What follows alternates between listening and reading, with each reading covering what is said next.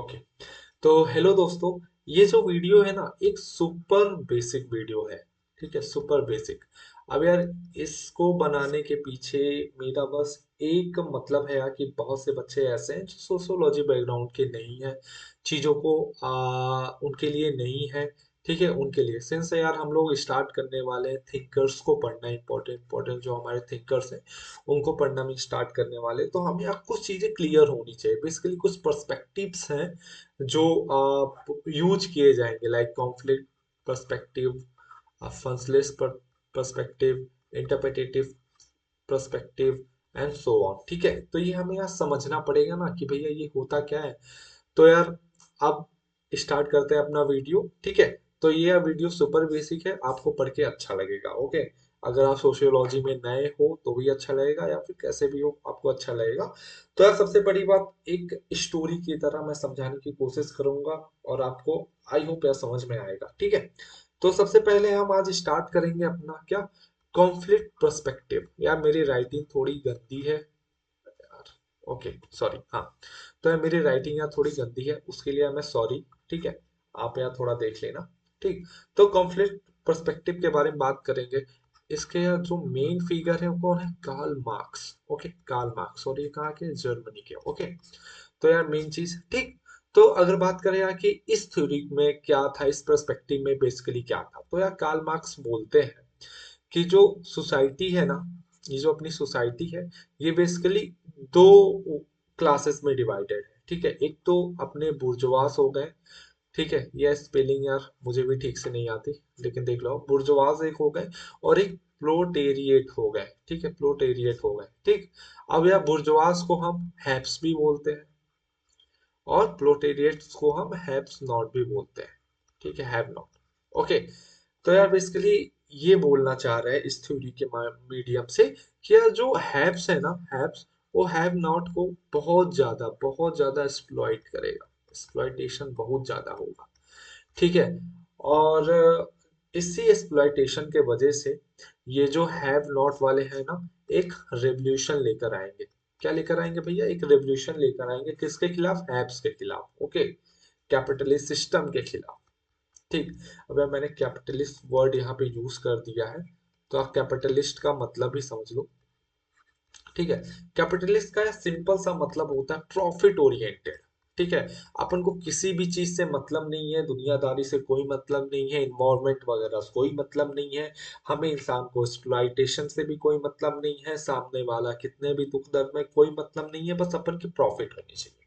ठीक है, उस टाइम को उसको कैपिटलिस्ट बोलेंगे आप। ठीक है, तो वही बोलते हैं कार्ल मार्क्स, या कैपिटलिस्ट सोसाइटी में क्या हो रहा है, जो आपका हैव है वो हैव नॉट को, या फिर जो बुर्जुआज है प्रोलेटेरिएट को क्या कर रहा है, एक्सप्लॉइटेशन कर रहा है। ठीक है, एक्सप्लॉइट कर रहा है। और फिर एक टाइम पे ये एक्सप्लॉइटेशन इतना बढ़ जाएगा कि ये जो हैव नॉट वाले हैं ना, एक ग्रुप अपना बनाएंगे। ठीक है, इनके अंदर कॉन्सिस्टेंस आएगा। ठीक है, और जिसके वजह से वो एक रेवोल्यूशन लेकर आएंगे, और किसके खिलाफ ये रेवोल्यूशन होने वाला है, हैव्स के खिलाफ। ओके, आप ऐसे थोड़ा डायग्राम ड्रॉ करके कर लेना। ओके, फिर उसके बाद भैया रेवोल्यूशन के बाद क्या आएगा, ये जो कैपिटलिज्म है वो कन्वर्ट होगा किस में आएगा भैया, ये आएगा सोशलिज्म में। सोशलिज्म। ओके, अब सोशलिज्म में क्या होगा, सोशलिज्म में क्या होगा, जैसे यहाँ पे यार कैपिटलिस्ट लोग एप्स वाले हीरो बन रहे थे, बुर्जुआस वाले। ठीक है, अभी यहाँ पे किंग का पावर किंग के हाथ में रहेगी, प्रोलेटेरिएट के हाथ में रहेगी, बेसिकली वर्किंग क्लास के हाथ में रहेगी, बेसिकली हैव्स नॉट के हाथ में रहेगी। ओके, तो क्या होगा कि कुछ टाइम के बाद ये जो, अब देखो यहीं पे क्या होगा, प्राइवेट प्रॉपर्टी एबॉलिश हो जाएगी। ठीक है, अब यार कुछ टाइम के बाद क्या होगा कि ये जो यार लेबर्स वगैरह है ना, सोचेंगे यार कि अब यार जो हमने पहले किया हुआ है, मतलब सेम गलती हम भी लोग तो कर रहे हैं, उन्होंने हम पे ऐसे हमारा एक्सप्लॉइटेशन किया, ये किया, अभी हम उन्हें ऐसा कर रहे हैं, तो क्यों ना हम एक इक्वलिटी वाला समाज बनाते हैं जहाँ पे सबको इक्वल होगा। तो उसी इक्वलिटी को ये बोलते हैं कम्युनलिज्म। ओके, जहां पे सब कोई इक्वल होगा। ठीक है, सपोज फॉर एग्जांपल आप अगर लॉयर हो या फिर एक नॉर्मल वर्कर हो, ठीक है, हाँ, तो आपकी सैलरी सेम रहेगी। ठीक है, आप कहीं झाड़ू लगाते हो तो भी आपकी सैलरी से सेम होगी। बेसिकली आप कोई भी काम करते हो आपकी सैलरी सेम होगी, उसी को कम्युनलिज्म कहा गया है। ठीक है, तो यार बेसिकली ये एक यूथोपिया है, यूथोपिया थ्योरी है। ठीक है, बेसिकली इसका मतलब ये होता है कि यार ये कहीं ना कहीं सोच और समझ में ही है, एक एक ये इमेजिनेशन है कि ऐसा होगा। ओके, तो यार ये कॉन्फ्लिक्ट पर्सपेक्टिव था, किसका था? कार्ल मार्क्स का। एक बार फिर से हम फटाफट बोलते हैं कि यार सोसाइटी जो अपनी है वो दो वर्गों में डिवाइडेड है। ठीक है, एक जो बुर्जुआस है और एक प्रोलेटेरिएट है।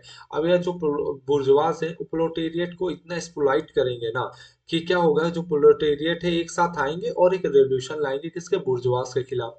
उस रेवोल्यूशन के बाद जो कैपिटलिस्ट सिस्टम है, वो कैपिटलिज्म सिस्टम है, वो कन्वर्ट हो जाएगा सोशलिज्म पे, जहाँ पे लेबर्स और प्रोलेटेरिएट का पावर चलेगा। फिर कुछ टाइम के बाद क्या होगा, सोसाइटी में चेंज आएगा और कम्युनलिज्म आ जाएगा। ओके, जहाँ पे सब कोई इक्वल होगा। ठीक, तो ये अपना पर्सपेक्टिव था, किसका पर्सपेक्टिव था? कॉन्फ्लिक्ट का। अब यहाँ पे हम देखेंगे फंसलिस्ट पर्सपेक्टिव। ओके, अब इसके मेन फिगर कौन है? Amyl Durkheim. ओके, तो यार फंक्शनलिस्ट का सिंपल सा मतलब ये है कि यार सोसाइटी में कोई भी चीज है। ओके, कोई भी चीज का मतलब जैसे कि क्राइम हो रहा है। ठीक है, मान लो कोई चोर है। ठीक, अब यार चोर चोरी कर रहा है, ठीक है, तभी तो यार पुलिस है। पुलिस क्यों है? क्योंकि चोर है। और चोर क्यों है? क्योंकि पुलिस है।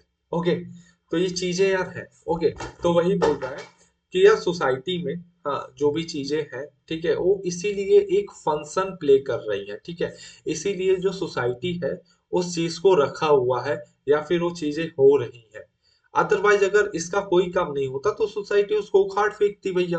क्यों इसका कोई काम है? ओके, तो इसका कहने का मतलब यही है फंक्शनलिस्ट का, कि सोसाइटी में जो भी चीजें हैं एक रोल प्ले कर रही हैं। अगर उनका कोई काम नहीं होता तो सोसाइटी उन्हें उखाड़ फेंकती।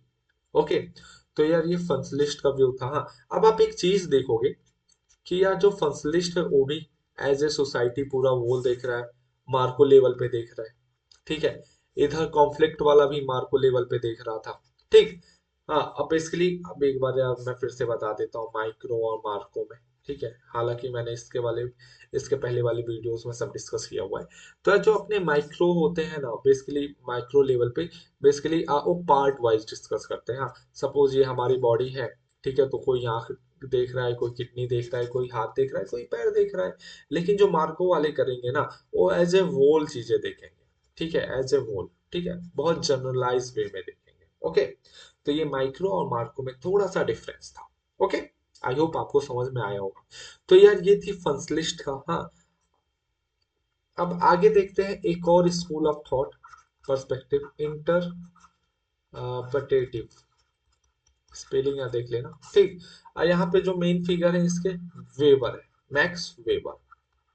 ओके, अब यार ये बेसिकली ये बोलते हैं, ठीक है, कि यार अपन लोगों ने मार्को तो यार बोल दिया कि सोसाइटी ऐसी हो रही है वैसी हो रही है, लेकिन आपने इंडिविजुअल को कहाँ फोकस में लाया?